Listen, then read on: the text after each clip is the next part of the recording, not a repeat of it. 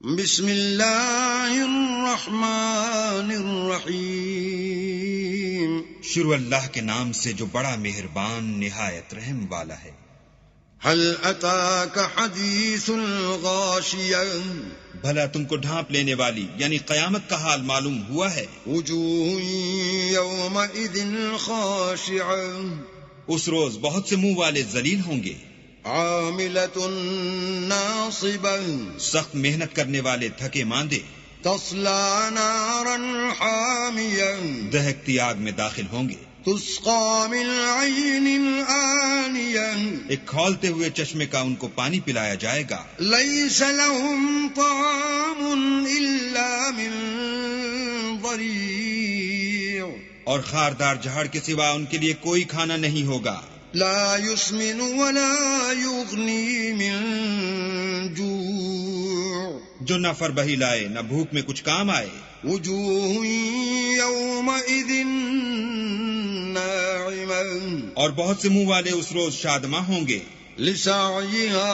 راضیہ، اپنے اعمال کی جزا سے خوش دل، فی جنت عالیہ، بہشت بری میں، لا تسمع فيها لاغيا، وہاں کسی طرح کی بکواس نہیں سنیں گے، فيها عين جارية، اس میں چشمے بہ رہے ہوں گے، فيها سرر مرفوعة، وہاں تخت ہوں گے اونچے بچھے ہوئے، وأكواب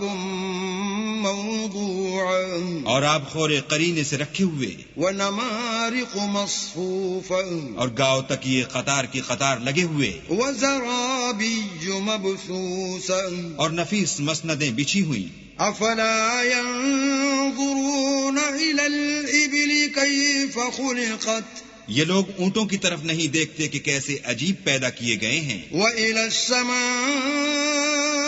كيف رفعت، اور آسمان کی طرف کہ کیسا بلند کیا گیا ہے، والى الجبال كيف نصبت، اور پہاڑوں کی طرف کہ کس طرح کھڑے کیے گئے ہیں، والى الارض كيف سطحت، اور زمین کی طرف کہ کس طرح بچھائی گئی، فذكر انما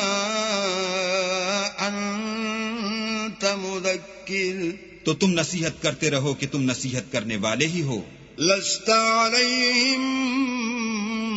بمسيطر،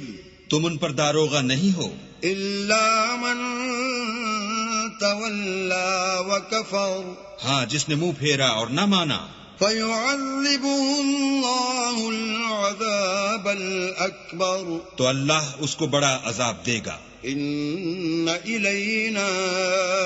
ایابہم، بے شک ان کو ہمارے پاس لوٹ کر آنا ہے، ثم ان علینا حسابہم، پھر ہم ہی کو ان سے حساب لینا ہے۔